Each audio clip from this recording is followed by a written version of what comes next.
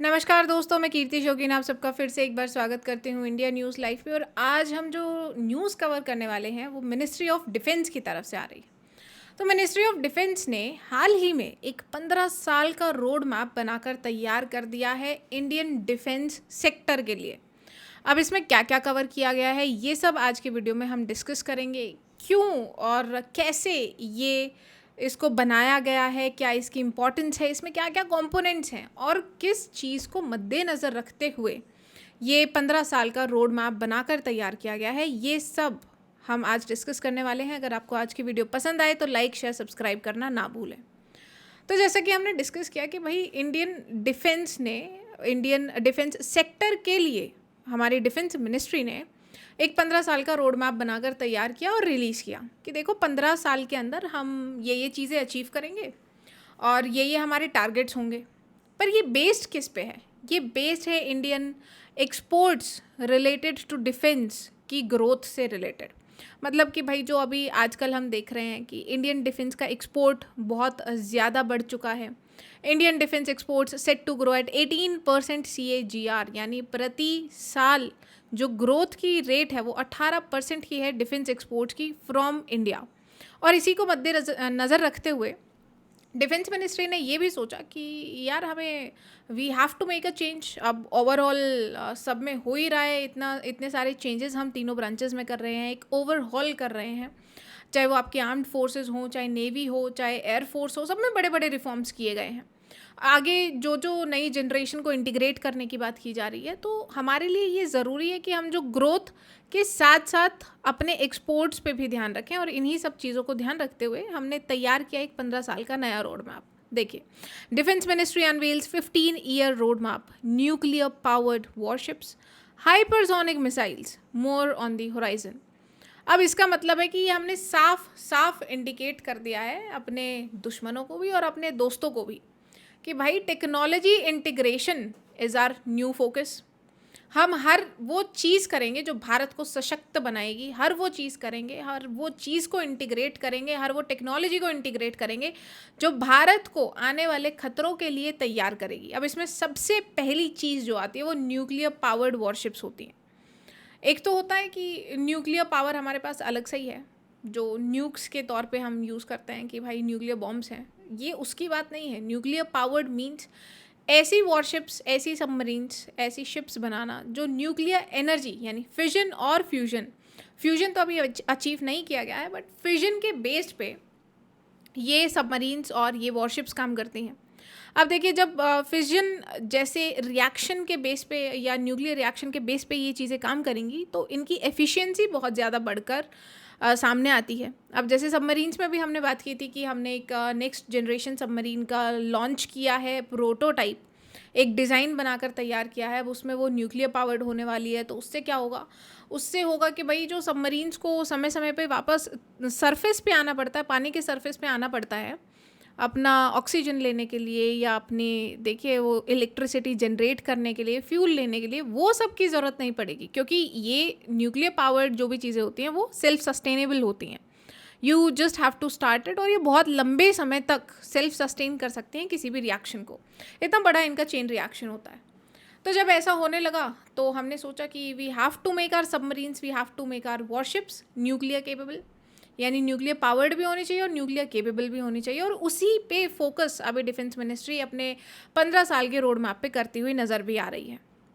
फिर आती हैं हाइपरसोनिक मिसाइल्स, सबसोनिक, सुपरसोनिक। भाई हम आए दिन अपनी वीडियो में ये डिस्कस करते हैं कि सबसोनिक, सुपरसोनिक स्पीड्स क्या हैं, हाइपरसोनिक स्पीड्स क्या हैं।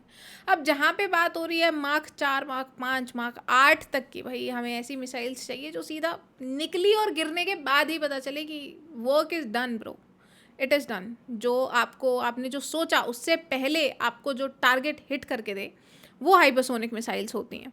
और ऐसी बहुत सारी चीज़ें हमने ये 15 साल के रोड मैप में डाली हैं। देखिए again, nuclear powered warships, laser, AI weapons. मैंने कहा कि जो जो नई टेक्नोलॉजी धरती पे अवेलेबल है, भारत ने कहा कि 15 साल में सब कुछ मुझे वो भारत की सेना में, भारत की जल सेना में, भारत की वायु सेना में इंटीग्रेटेड चाहिए। I want it all. This is what Indian defence ministry said. India's 15-year plan for armed forces.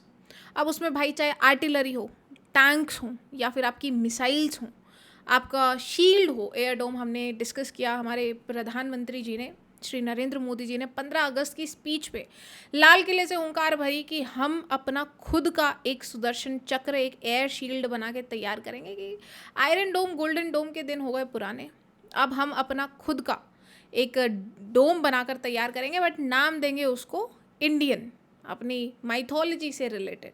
उसको नाम हम देंगे सुदर्शन चक्र। और ऐसे ही एक एयर डिफेंस सिस्टम बना के तैयार करेंगे जो इंटीग्रेटेड होगा। आकाश एयर डिफेंस सिस्टम ने तो ऑलरेडी बहुत अच्छा परफॉर्मेंस हमको दिया ऑपरेशन सिंदूर के दौरान। सबने देखा कि S-400 Akash air defence systems were doing brilliant job. और उन्हीं के बेस पे अब जैसे हमें क्या हुआ था ऑपरेशन सिंदूर के दौरान, चीज़ें इंटीग्रेट करने में हमें बहुत टाइम लगा।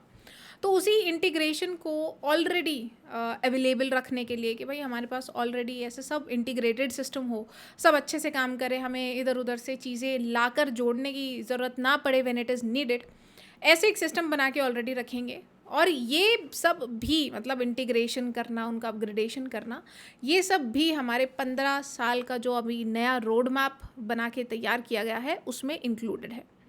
अब देखिए सबसे ज़्यादा जो मेन पॉइंट्स या फोकस पॉइंट्स रहे वो क्या है। Indian defence road map aims at, सबसे पहला आत्मनिर्भरता इन डिफेंस।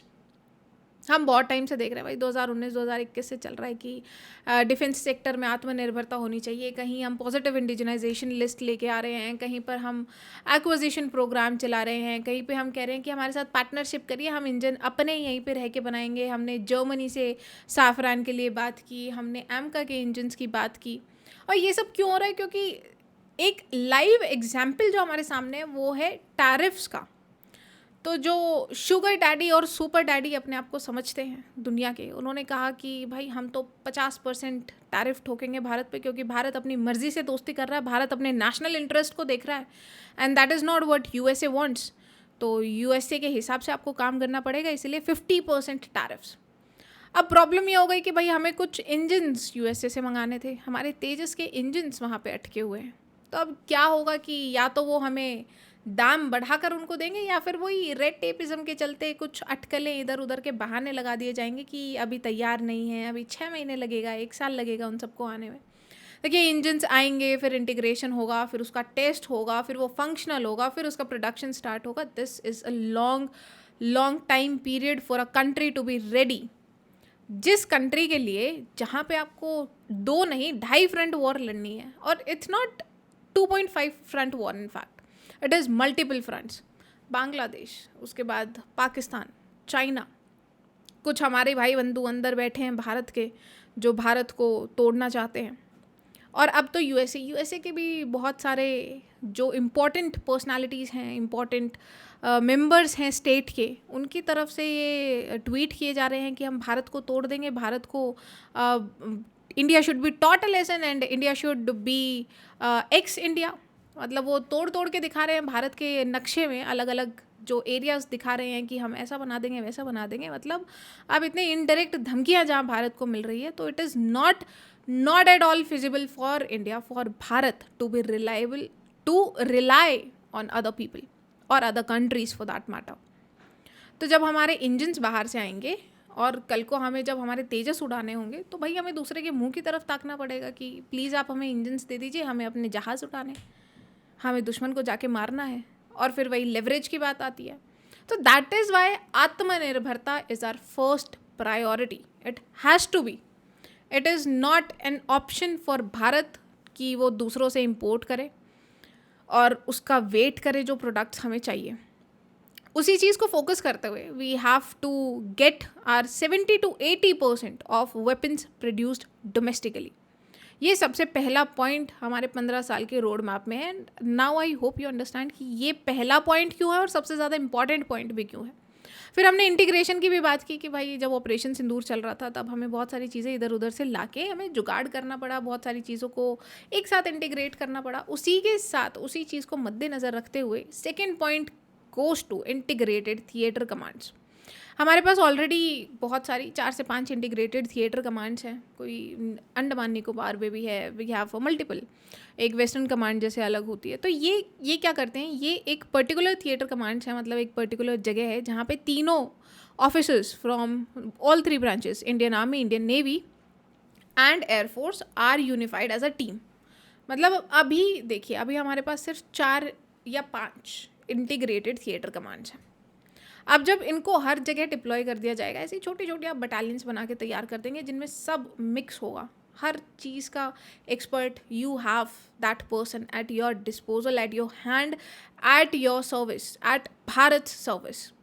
तो जब ऐसे लोग काम करने के लिए आपके पास तैयार रहेंगे हमेशा, तो आपको इधर उधर से चीज़ें अरेंज करने की ज़रूरत नहीं पड़ेगी। You will be ever ready to work and to deliver. फिर उसके बाद हमने इंटीग्रेशन की बात की कि इंटीग्रेशन के बाद भाई हमें हाई टेक चाहिए, हम एआई पावर्ड कर देंगे और हम हमारे ड्रोन स्वॉर्मिंग से दुश्मन को दहला देंगे। उसके बाद हमें चाहिए कि लेज़र वेपन्स हों, लेज़र गाइडेड वेपन्स भी हम बना रहे हैं, फिर हम एंटी सैटेलाइट्स बना रहे हैं। भाई सब कुछ, it's not just the war on land, it is the war in vacuum as well, it's not just the war in air. तो स्पेस से रिलेटेड, स्पेस डोमेन से रिलेटेड जितने सब एक्सपेरिमेंट्स चल रहे हैं, everything is connected to national security. Hi tech warfare हुआ, artificial intelligence, drone swarms, hypersonic missiles हमने डिस्कस की। फिर ब्लू वाटर नेवी, हर तीसरे वीडियो में हम ब्लू वाटर नेवी डिस्कस कर रहे हैं। नाउ यू अंडरस्टैंड कि why is it so much important.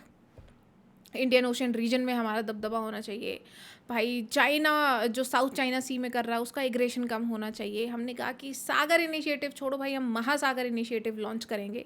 Will work from Atlantic to Pacific to Indian ocean. अब बोलो आपको कहाँ मदद चाहिए, इंडिया वहाँ पे हाजिर होगा, भारत वहाँ पे अपनी हेल्प देने के लिए तैयार रहेगा। उसी के चलते हमने कहा कि India is having the best navy. Blue water navy में हमारी कमांड है, फुल डोमिनेंस है across the Indian ocean region. फिर cyber space commands that we were already discussing. अब मिसाइल्स और एयर डिफेंस सिस्टम्स की बात करें, मतलब कुछ पर्टिकुलर डिफेंस सिस्टम्स हैं या मिसाइल सिस्टम्स हैं या ऐसे बहुत सारी चीज़ें हैं जो हम अभी डेवलप कर रहे हैं, वही 15 साल के रोड मैप को ध्यान में रखते हुए, वो फोकस में रखते हुए। तो 15 साल का जो रोड मैप है that is a macro picture. अब माइक्रो पॉइंट्स की बात करें तो उसमें क्या क्या चल रहा है, देखिए अब हम वो डिस्कस करेंगे। मिसाइल्स और एयर डिफेंस की बात करें, अग्नि 5 पे we already have made a dedicated video.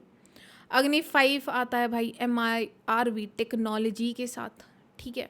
उसके बाद इसमें मल्टीपल वॉर हेड्स हैं, 8,000 से ज़्यादा किलोमीटर की इसकी रेंज है।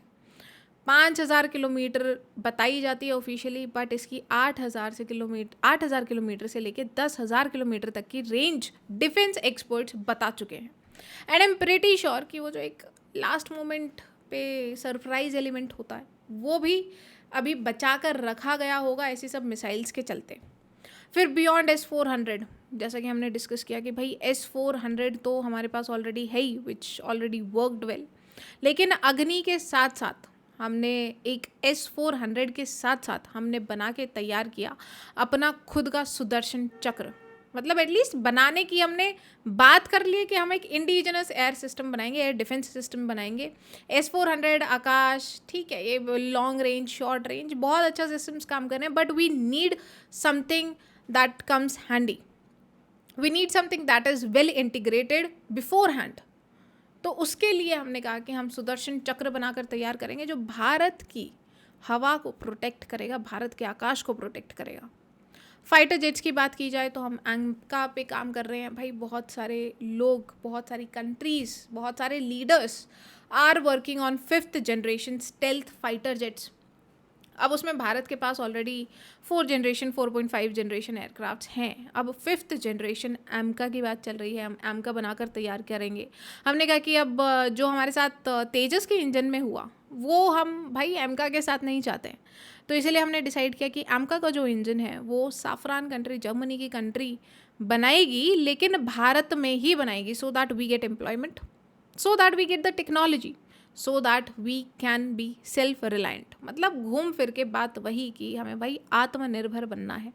अब तेजस मार्क 2 इन मास प्रोडक्शन, हम तेजस मार्क 2 को ऑलरेडी मास प्रोडक्शन में डाल चुके हैं या डालने का प्लान कर रहे हैं, बिकॉज इंजन हमारे तेजस के अटके हुए हैं, बहुत प्रॉब्लमैटिक सिचुएशन अभी जो ये टैरिफ्स की वजह से और जो एससीओ मीटिंग के बाद जो रैंट हुआ है यूएसए की तरफ से, और जो बौखला गए हैं भाई वहाँ के जो जितने भी लीडर्स हैं, they are talking that Bharat तेरे टुकड़े होंगे। मतलब अगर आम भाषा में कहा जाए तो सीधा ये बात, सीधी ये चीज़ें पोस्ट कर रहे हैं कि भारत तेरे टुकड़े होंगे। आई मीन दी ऑडेसिटी, अगर यही बात को यूएसए के लिए कह दे या किसी और कंट्री के लिए कह दे तो उनके साथ क्या हो, दैट वी ऑल नो। फिर उसके बाद मार्क 2 के इंजन्स की हमने बात की। अब नेवल पावर की बात करें तो भाई हमारे पास दो already next generation aircraft carriers हैं। ये देखिए, एयरक्राफ्ट कैरियर्स ऐसे होते हैं जहाँ पे यू कैन कैरी एयरक्राफ्ट और वो यहाँ से लैंड कर सकते हैं, यहाँ पे टेक ऑफ कर सकते हैं। तो ये उनके लिए बनाया जाता है कि अब जैसे जो हमारे 5th generation 4th generation aircrafts होंगे वो आसपास घूम रहे होंगे, तो उनकी सपोर्ट के लिए जब वो रीफ्यूलिंग के लिए आएंगे या जो भी क्रू मेंबर्स होते हैं उनको जो भी रेस्ट, चेंज, कुछ भी चाहिए होता है, मेंटेनेंस चाहिए होता है, तो भाई आसपास उड़ रहे हैं। उन्हीं के साथ देखिए फ़ाइट कैसे चल रही है। वी हैव अ पैकेज, जो हमारे फाइटर जेट्स लड़ रहे हैं, उनके साथ हमारी नेवल शिप्स चल रही हैं, फ्लीट चल रही है, जो हमारे ये एयरक्राफ्ट कैरियर्स होते हैं ये चल रहे हैं। इनके साथ साथ हमारे पास नीचे सबमरीन्स भी होंगी, सबमरीन्स इनको एस्कॉर्ट करते हैं। सबमरीन्स होंगे कि जो सरप्राइज एलिमेंट है कि भाई आप हमला करो, विल अटैक, ठीक है। सबमरीन्स कहीं पीछे होती हैं, और उसके बाद छोटी छोटी शिप्स होती हैं जो इनके लिए, जो वॉरशिप्स के लिए भी यूज़फुल होती हैं। तो there is a fleet that goes. तो युद्ध कोई छोटी बड़ी बात, इतनी छोटी बात नहीं होती, बहुत बड़ी बात होती है। Every part has to play in tandem, everything has to go and everything has to work in accordance with each other. और इसी के लिए, मतलब इसी सीरियसनेस को समझते हुए डिफेंस मिनिस्ट्री ने कहा कि विल प्रिपेयर रोड मैप जो आने वाले 5-10 साल नहीं 15 साल को आपको 15 साल का काम करके देगा, एक मैक्रो पिक्चर तैयार करके देगा कि भाई हमें ये चीज़ें हैं, we just have to get these things done in particular. फिर न्यूक्लियर सबमरीन्स की हमने ऑलरेडी बात की कि अरिहंत क्लास में भाई न्यूक्लियर सबमरीन्स हम बना रहे हैं, वो सब चल रहा है। तो this is how all these developments are taking place simultaneously.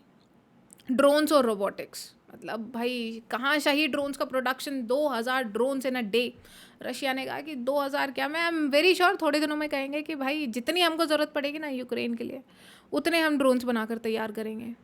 ऐसे कामिकाज़े ड्रोन्स ईरान ने बना दिए कि यूएसए परेशान हो गया, मतलब ऐसे ऐसे ठोक ठोक के मारा। फिर उसके बाद हमने ऐसे ड्रोन्स भेजे कि भाई पूरे पाकिस्तान की फोर्सेस, अब एक बहुत फेमस फोर्स का नाम है मतलब पाकिस्तान के लिए, आप ही बताइएगा कि वो क्या होता है। तो फेमस की जो इतनी पाकिस्तान की जो इतनी फेमस फोर्सेस थी भाई, उनको दौड़ा दौड़ा के पीटा, हर जगह घुस के मारा ड्रोन्स ने, और उनकी जो हालत हुई फिर वहाँ के लोगों की, वहाँ की जनता के, उन्होंने कहा ना करें भाईजान, ना करें, प्लीज़ बख्श दें। तो जब ऐसे सिर्फ ड्रोन्स कर सकते हैं तो भाई उस ताकत को और ज़्यादा आपको सपोर्ट बूस्ट करना ही पड़ेगा, करना चाहिए भी। और इसी को ध्यान रखते हुए रुस्तम 2 और फिर हमारे पास ये घातक जैसे जो अभी डीआरडीओ ने इसकी फ़र्स्ट फ्लाइट भी रिसेंटली चेक की, कंडक्ट की। ड्रोन स्वॉर्मिंग्स के लिए हमने ड्रोन्स बनाकर तैयार किए, हम शेषनाग जैसे ड्रोन्स बना रहे हैं, 150 ड्रोन्स ऑलरेडी हम बनाकर तैयार करेंगे, ऐसा हम डिसाइड कर चुके हैं। फिर उसके बाद हम ULPGM जैसे मिसाइल्स बना रहे हैं, यानी UAV launched precision guided missile. भाई किसी भी ड्रोन में आप इस मिसाइल को फिट करो और वो ड्रोन को आप बता दो कि आपको यहाँ जाके इसको छोड़ना है या यहाँ जाके आपको शहीद होना है। कामिकाज़े ड्रोन्स यानी सुसाइड ड्रोन्स, जो उनका यही काम होता है। तो आप उसको, एक तो ड्रोन जो हमला कर ही रहा था, जो परिणाम वो आपको रिजल्ट जो दे रहा था वो तो है ही, if you have to increase that effect तो वो आपको ULPGM से यानी ऐसी मिसाइल से मिलेगा कि आप उसमें मिसाइल्स इंटीग्रेट कर दीजिए। अब सोचिए ब्रह्मोस जब हम अपनी जगह से छोड़ रहे थे तो पूरा पाकिस्तान डर गया था कि भाई हमारा तो नक्शा बदलने वाला है। तो जब हम ड्रोन्स के साथ ऐसी मिसाइल्स भेज देंगे तब क्या होगा, जस्ट इमेजिन। और यही इमेजिन करके डिफेंस मिनिस्ट्री ने कहा कि 15 साल and will change it all. फिर स्पेस और साइबर डिफेंस की भी बात की गई। स्पेस में हमने देखा एक एंटी सैटेलाइट वेपन है, उसका हमने नाम भी रखा शक्ति मिशन था, जिसमें हमने कहा कि सैटेलाइट को हम तोड़ के दिखाएंगे। भाई चाइना बहुत सारे सैटेलाइट्स लगा रहा है, चाइना को कहते हैं कि स्पेस में बड़ा राजा बना हुआ है, तो हमें ऐसी सैटेलाइट्स को ख़राब करना तो आना चाहिए। उसी शक्ति का प्रदर्शन करते हुए मिशन शक्ति के अंतर्गत हमने एंटी सैटेलाइट मिसाइल भेजी, मतलब we shot a particular satellite down. ऐसे मतलब बाहर कहीं सैटेलाइट वो रही होगी, उसको हमने तोड़ा फोड़ा और ये दिखाया कि भैया भारत से ज़्यादा चालाकी नहीं है, भारत को ये करना भी आता है। ना why is this all important? एक तो हमने बात की कि मल्टीपल फ्रंट वॉर भाई भारत के सामने है। हमारे ऑलरेडी चीफ्स मार्शल्स सब कह रहे हैं कि war is not over. Operation Sindoor में सीज फायर हुआ है, ख़त्म नहीं हुआ है अभी। ध्यान रखिए, ये कभी भी सामने वाले के रिएक्शन पे डिपेंड करता है कि भाई अब उनको, मतलब वो कहते हैं कि बातों का भूत बातों से और लातों का भूत लातों से ही मानता है। तो सामने वाले के रिएक्शन पे डिपेंड करता है कि अभी बातें करनी है या उनको लातों की ज़रूरत है, और उसी लिए हम सारी चीज़ें तैयार भी करके रख रहे हैं। The next war with China will not begin with a bang but with a blackout and India is not prepared for it. April में छपी थी ये बात। ब्लैकआउट कैसे होगा? देखिए, हमने बहुत सारे ऑपरेशन सिंदूर के बाद भी हमने देखा कि बहुत सारे अटेम्प्ट्स किए गए। कोई एम्स के डेटाबेस पे अटैक हो रहा है, फिर हमारे न्यूक्लियर वॉरफेयर जो हमारे न्यूक्लियर बेसिस होते हैं उन पे भी कहा गया कि ये साइबर अटैक्स हो रहे हैं, डेटाबेस चुराने की तैयारी हो रही है। अब चाइना से बहुत सारी कंपनीज भारत में आई थी, वो लोग भी क्या कर रहे थे, वो आपका डेटा उठा रहे थे। जो ये लोन वाला केस हुआ था, इनकी लोन जो आपको ये पे बैक लेटर वाले जो भी ऑप्शंस थे और जो ये बैंक दे रहे थे, छोटे छोटे क्रेडिट्स देते हैं, फिर उनका जो इंटरेस्ट रेट होता है वो इतना ज़्यादा बढ़ जाता है, फिर उनको कॉल्स करते हैं, उनको एब्यूज़ करते हैं। जो इंडियंस को ये सब किया जा रहा था, इंडियंस ये सब झेल रहे थे। तो बहुत बड़ा क्रैकडाउन किया गया गुरुग्राम सिटी में, बड़ी बड़ी कंपनीज पे किया गया, और पता चला कि इन कंपनीज़ की जो ये लोन दे रही हैं, जो ये मिडलमैन बने हुए हैं, इन कंपनीज़ की फंडिंग आती है भाई चाइना से। मतलब घुमा फिरा के ले दे के जो उसमें शेयर होल्डर्स हैं वो हैं चाइनीज़। तो अब सोचिए, सारा डेटा जा रहा है उनके पास। उनको आपके 10,000 से मतलब नहीं है, उनको मतलब आपके पैन नंबर से, उनको मतलब आपके आधार नंबर से। जब उनके पास ये सब जा रहा है तो व्हेन दे नीड इट, तो वो क्या करेंगे, उसको मिसयूज़ करेंगे। जब वो साइबर अटैक्स कर रहे हैं तो क्या करेंगे, आपका पावर ग्रिड फेल कर देंगे। पावर ग्रिड ही फेल कर दिया तो कम्युनिकेशंस कैसे? Entire system falls down. और यही ये आर्टिकल ने कहा कि भैया भारत को अब इस तरीके से भी तैयारी करनी पड़ेगी। दैट इज़ वाई ये 15 साल का जो रोड मैप हमने रखा, इसमें हमने AI technology, cyber warfare, space technology सब कुछ इंटीग्रेट करके रखा। अभी हाल ही में इंडिया यूके डिफेंस टाइज, यानी इंडिया और यूके का डिफेंस पैक्ट भी हुआ। Pact inked to develop complex weapons, jet and warship engines. ये भी विजन कौन सा है? 235 का रोड मैप। मतलब सोचिए भाई, आज और कल की तो कोई सोच ही नहीं रहा है। 15, 20, 25 साल सोच के चल रहे हैं कि आज तो ऑपरेशन सिंदूर सीज फायर पे, कल को हमारी लड़ाई होती है, 2 साल बाद हमारी चाइना से लड़ाई होती है, या 10 साल बाद हमारी चाइना से लड़ाई होती है, तो 1962 रिपीट नहीं होना चाहिए। This is how our organisations are working, this is the vision of our organisations. And I think जब इतनी मेहनत, इतना जुनून हमारे ऑर्गेनाइजेशंस में है, तो I think we should support them. We as Indians at least should know कि वो काम क्या क्या कर रहे हैं। क्योंकि भाई हम सबका एजेंडा क्या है? हम सबका मोटिव तो यही है कि इंडियन ओशियन रीजन हो या साउथ चाइना सी हो, भारत को क्या करना है? भारत को बनना है इम्पोर्टर से एक्सपोर्टर। भारत को बनना है एक developer. We have to develop our own things, we have to become exporters. और हाल ही में ये न्यूज़ भी बहुत फेमस हुई थी, मतलब बहुत वायरल हुई थी कि Indian defence exports have grown exponentially. हमने देखा उनकी 18% ग्रोथ रेट है एक साल की। लेकिन अभी जब हमने भाई ऐड दी, मैं कहूँगी ऑपरेशन सिंदूर एक ऐड थी, किसकी? ब्रह्मोस की। ब्रह्मोस में एक लाइन है, ब्रह्मोस की जो टैग लाइन है वो कहती है do it right for the first time and every time. मतलब एक बारी में मारो और सही मारो और फिर हर बार मारो। मतलब एक बारी में पे लो, हर बार पे लो और बढ़िया तरीके से पे लो।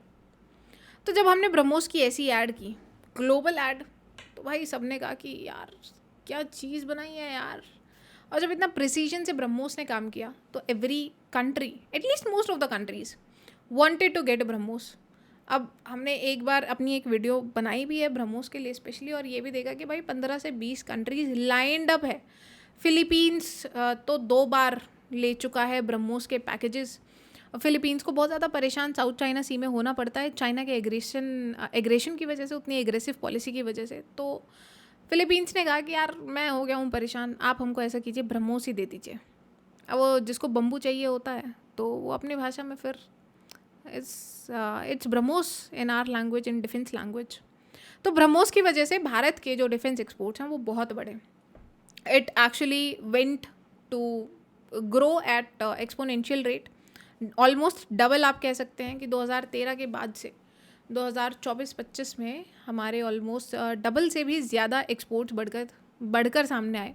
और यही हमारा विज़न है कि जब हम 15 साल की, जब हम 25 साल की बात कर रहे हैं तो भाई भारत को इम्पोर्ट नहीं करना है, भारत को वेट नहीं करना है कि अभी भाई ये GE इंजन अभी आ जाएगा, ये 414 इंजन अभी आ जाएगा। भारत को बना के दूसरों को बेचना है कि ये लो यार, we make it and we sell it.